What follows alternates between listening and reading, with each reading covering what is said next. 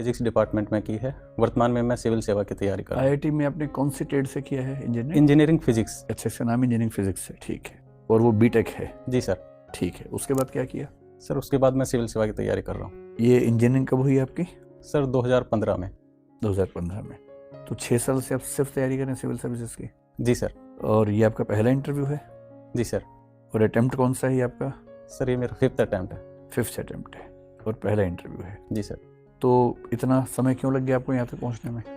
Sir एक proper guidance नहीं थी। मैं जिस परिवेश से आता हूँ वहाँ पे कोई पहले से तैयारी नहीं कर रहा था। लेकिन और जो आईआईटी में पढ़ चुका हो अगर उसको ही प्रॉपर गाइडेंस नहीं है? सर कुछ ऐसी परिस्थितियाँ थी कि मैं जो यूपीएससी के पेपर्स का नेचर है, जो डिमांड है, उसको समझने में थोड़ी सी मैंने मिस्टेक की और कुछ ऐसे चयन किए जो मेरे अनुकूल नहीं थे। क्या ऐसा चयन किया आपने? जैसे सर मैंने ऑप्शनल ज्योग्राफी लिया, तो मैं चाहकर भी जो अपने वांछित प्रयासों के अनुरूप प्रदर्शन नहीं कर पा रहा था। तो अब कैसे किया आपने? फिर इस पर कैसे सर मैनेज इस बार किया? मैंने ऑप्शनल चेंज किया है, हिंदी लिटरेचर लिया है। तो आप ये कहना चाह रहे हैं कि यूपीएससी में सारे ऑप्शंस बराबर नहीं होते, उनमें भेदभाव होता है? सर मुझे यूपीएससी की पॉलिसी के बारे में ज़्यादा पता नहीं है जी। लेकिन मैंने जैसी मेहनत करी थी 4 साल में उतनी ही मैंने हिंदी लिटरेचर को दी थी। मुझे लगा कि शायद कहीं अच्छे मार्क्स आए हैं इस बार मेरे। तो अपने हिंदी साहित्य को ठीक से पढ़ा इस बार? पहले भूगोल ठीक से पढ़ा था? सर भूगोल ठीक से पढ़ा था और हिंदी साहित्य को जितना टाइम मिला उसमें जो यूपीएससी का सिलेबस है उसके अनुसार मैंने पढ़ाई की है।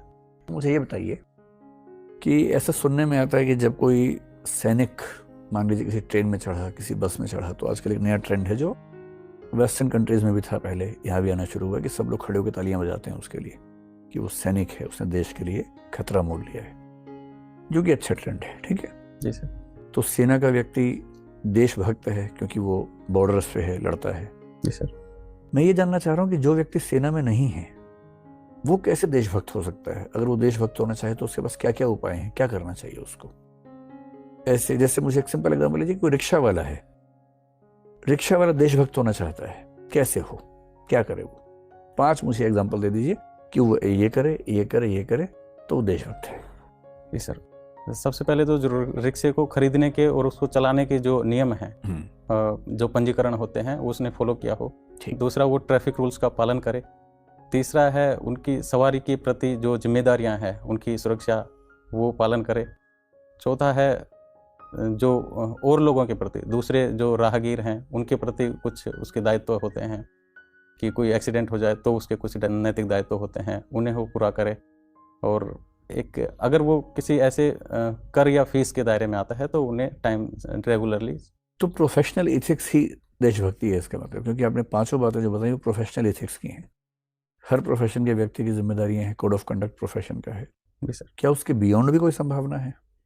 सर मुझे लगता है अगर देशभक्ति कोई व्यक्ति अपना कर्तव्य या जो उसका स्वधर्म है उसको अच्छे तरीके से और पूरी ईमानदारी से निभा रहा है तो वही उसके लिए देशभक्ति है। ठीक। आपने ब्लड डोनेशन में काम किया है, आपके डैफ से पता चलता है। जी मैम। तो यूनिवर्सल रेसिपिएंट और यूनिवर्सल डोनर कौन कौन से ब्लड ग्रुप्स होते हैं? Ma'am A B positive, A B negative होता है और यूनिवर्सल रिसिप्टर होता है, यूनिवर्सल डोनर होता है। Sorry ma'am. A B negative yes ma'am. Donor होता है?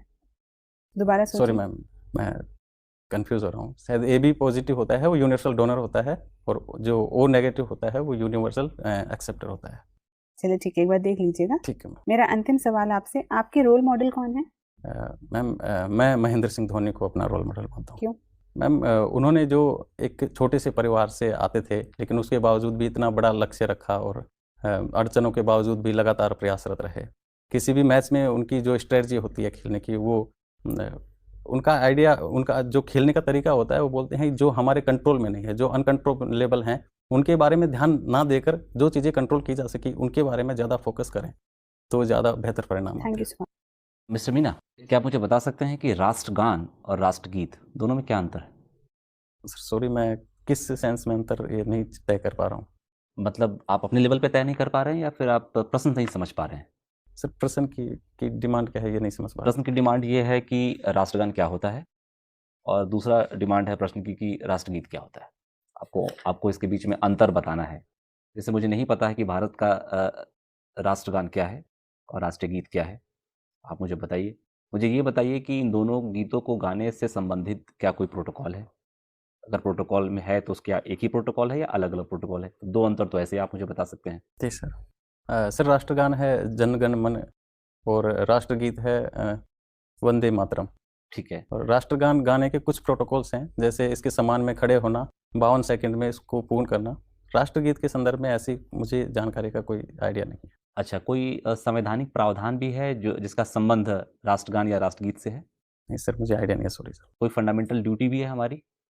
सर जो राष्ट्र के सम्मान के प्रतीक हैं, जो राष्ट्र के प्रतीक हैं, उनके प्रति सम्मान की भावना है, तो उसमें राष्ट्रगान और राष्ट्रगीत दोनों शामिल हैं। अच्छा, ये बताइए कि क्या संसद को कोई अधिकार दिया गया है राष्ट्रगान और राष्ट्रगीत से संबंधित